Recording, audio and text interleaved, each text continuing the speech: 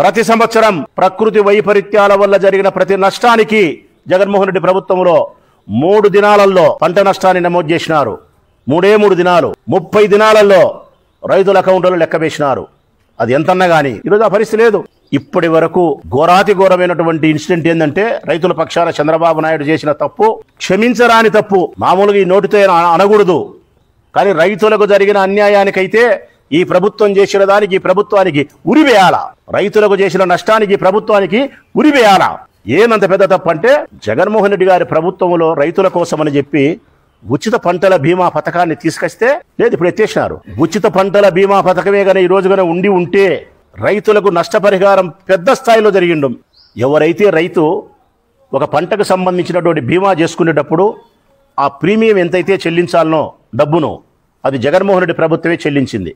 ఈ రాష్ట్రంలో ఉండే అన్ని లక్షల ఎకరాల భూములకు వ్యవసాయానికి సంబంధించి సాగు చేసిన పంటకు ప్రీమియం తనే చెల్లించినాడు. ప్రకృతి వైపరీత్యాల వల్ల ఎటువంటి నష్టం జరిగినా పంట నష్టపరిహారం కింద బీమా పథకం నుంచి డబ్బు వస్తుంది. ఇప్పుడు ఈయన చంద్రబాబు నాయుడు పెద్దమొగుడు వచ్చిన తర్వాత ఉచిత పంటల బీమా పథకం తీసేసి రైతులే ప్రీమియం చెల్లించాలని పెట్టాడు. భారమైనటువంటి ఆ ప్రీమియం చెల్లించడానికి రైతులు చెల్లించలేకపోవడం, అవగాహన లేని రైతులు చెల్లించలేకపోవడం, ఈరోజు ఇంత జరిగిన నష్టానికి రూపాయి లెక్క రాదు. మళ్ళా సిగ్గన లేకుండా నిన్న చెప్తున్నాడు పత్రికలకు, ఎక్కడైతే ఇన్సూరెన్స్ బీమా పథకం ఎక్కడైతే చేసి ఉన్నారో రైతులు వాళ్లకు నష్టపరిహారం అందించే ప్రయత్నం చేస్తుంది ఈ ప్రభుత్వం. నువ్వు చేసేది ఏందయ్యా? నా వ్యవసాయ భూమికి నా పంటకు నేను బీమా కట్టి ఉంటే నువ్వు చేసేది ఏంది? నాకే వస్తుంది. నువ్వు ఇప్పించేదేంది? ఈ రాష్ట్ర ప్రభుత్వం నుంచి నువ్వు చేయాల్సిన పని ఏందో చేయలేను సక్రమంగా. ఇప్పటికి ఈ క్రాప్ చేయలే అంటే పంటను నమోదు చేయలే. ఇప్పటికీ ఈ రాష్ట్రంలో ఏ పంట ఎక్కడ వేసినారు, ఉదాహరణకు ప్రొద్దుటూరు నియోజకవర్గం ఉంది, వెలవలి గ్రామం ఉంది. వెలవలి గ్రామంలో ఎన్ని ఎకరాల భూమి ఉంది, ఎన్ని ఎకరాలలో ఏ రైతు ఏ పంటలు వ్యవసాయం చేసినాడు, ఈ క్రాప్ చేయలే. పంటను నమోదు చేయకపోతే నేను ఏం రూపంలో వాళ్ళకి సాయం చేస్తావు? ఈ క్రాప్ ఇప్పుడు చేయకపోతేవి, ఉచిత పంటల బీమా పథకం ఎత్తేస్తేవి, ఇన్సూరెన్స్ లేదు, ఇన్పుట్ సబ్సిడీ అంతంత మటుకు మొత్తుకొని ముఖం కడుక్కున్నట్టు ఇన్పుట్ సబ్సిడీ కూడా. ఆర్బీకేలు రైతు భరోసా కేంద్రాలు జగన్మోహన్ రెడ్డి తీసుకొస్తే నిర్వీర్యం చేసినావు. ఆ రైతు భరోసా కేంద్రాలు ఉన్నప్పుడు విత్తనాలు, ఎరువులు, పురుగుల మందులు అన్ని గ్రామాలలో లభ్యమయ్యేటి. ఆర్బీకేలు నిర్వీర్యం చేసిన తర్వాత విత్తనాలు లేవు, ఎరువులు లేవు, పురుగుల మందులు లేవు, లాస్ట్కు యూరియా వేయలేకపోయింది ఈ చేతగాని దద్దమ్మ ప్రభుత్వం. యూరియా వేయలేకపోయింది. రైతులకు పంట పండించిన తర్వాత ఏదైనా ధర లేకపోతే జగన్మోహన్ రెడ్డి ప్రభుత్వంలో కొనుగోలు కేంద్రాలను ఏర్పాటు చేసి గిట్టుబాటు ధర కల్పించినాడు, రైతులను ఆదుకున్నాడు. ఈరోజు ఎక్కడే కానీ రాష్ట్రంలో కొనుగోలు కేంద్రాలు లేవు మిత్రులారా. గిట్టుబాటు ధర లేదు.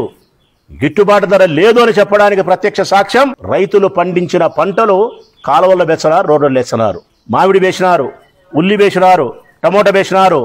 ఏది పోయింది? రైతులు పండించిన ప్రతి పంటను కాలువల్లోకి రోడ్లకు పాలు చేసినారు. కొనుగోలు కేంద్రాలు లేక, గిట్టుబాటు ధర లేక. ఎప్పుడన్నా బాగా పంట పండితే గిట్టుబాటు ధర ఉండదు, లేదంటే ప్రకృతి వైపరీత్యాల వల్ల మొత్తం కొట్టుకొని పోవాలా. ప్రభుత్వం మాత్రం కళ్ళు మూసుకొని నిద్రపోతుంది. ప్రభుత్వం మాత్రం పంటల బీమా పథకం చేయదు, ఈ క్రాప్ చేయదు, గిట్టుబాటు ధర ఇయ్యదు, కొనుగోలు కేంద్రాలు ఏర్పాటు చేయదు, ఆర్బీకేలను ఉపయోగించుకోదు. జగన్మోహన్ రెడ్డి 5 సంవత్సరాల పాలనలో ఇవన్నీ రైతులకు పుష్కలంగా అందినాయి. ప్రతి సంవత్సరము ఉచిత పంటల బీమా పథకం చేసినాడు, ఇన్సూరెన్స్ క్లెయిమ్ చేసినాడు, ఈ క్రాప్ చేసినారు, గిట్టుబాటు ధర కల్పించినారు, కొనుగోలు కేంద్రాలు ఏర్పాటు చేసినారు, ఆర్బీకేలను ఉపయోగించుకున్నారు, సలహాలు ఇవ్వగలిగినారు, ఎరువులు, విత్తనాలు, మందులు ఇవ్వగలిగినారు.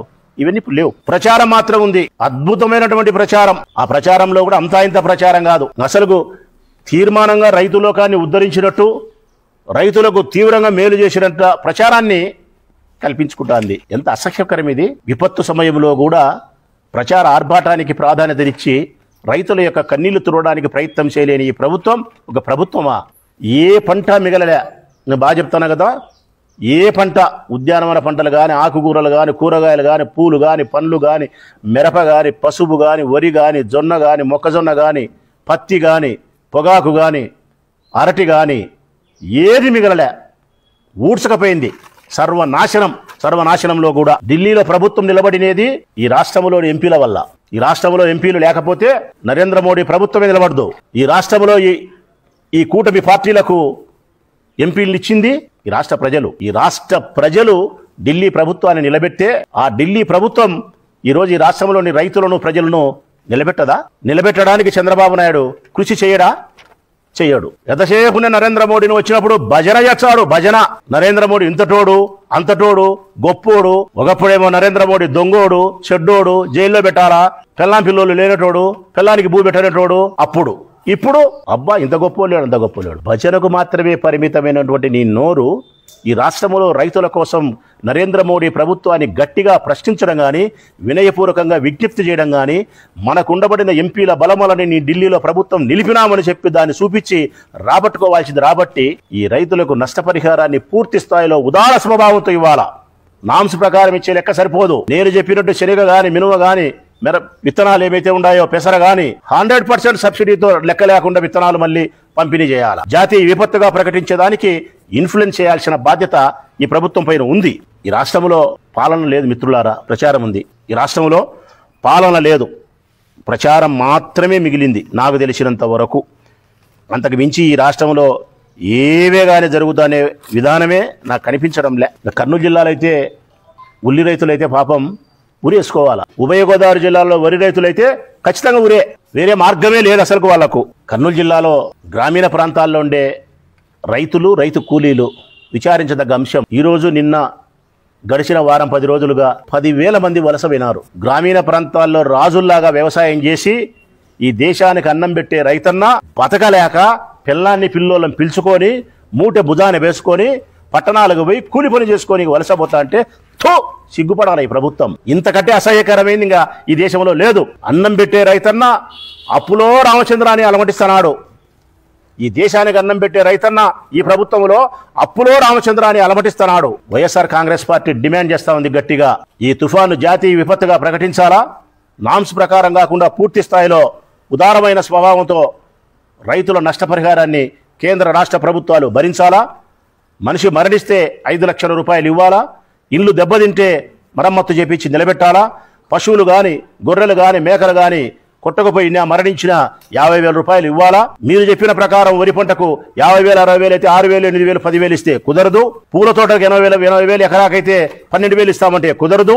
పూర్తి స్థాయిలో మీరు సహాయం చేయాలా. రైతులు తిరిగి మళ్ళీ మీరు నిలబెట్టుకునే ప్రయత్నం చేయాల్సిన బాధ్యత ఉంది. మా ఎర్రి కాకపోతే రైతులమైనా మేమైనా మా ఎర్రి కాకపోతే గన 24 నుంచి ఇప్పటి వరకు 1.5 సంవత్సర కాలంలో 3 సార్లు పెనగల్ తుఫాన్ అని 2 సార్లు ఈ ప్రాంతంలో వచ్చిన తుఫాన్లకు పంట నష్టం జరిగి నివేదికలు పంపించే లెక్కియని ఈ ప్రభుత్వం ఈ తుఫానుకైనా లెక్కించాలని చెప్పి అనుకోవడం మా ఎర్రి, మా అమాయకత్వం. నేను రైతులకు స్పష్టంగా చెప్తా ఉన్నా, ఈ చంద్రబాబు నాయుడు ప్రభుత్వంలో ఇప్పటి నుంచి జరిగిన 3 తుఫాన్లకు పెనగల్ తుఫాను కానీ మన ప్రాంతంలో జరిగిన కరువు మండలాలకు ఇవ్వాల్సిన డబ్బు కానీ 3 సార్లు ఇలే. దీనికి కూడా ఇస్తాడన్న నమ్మకం నాకు లేదు.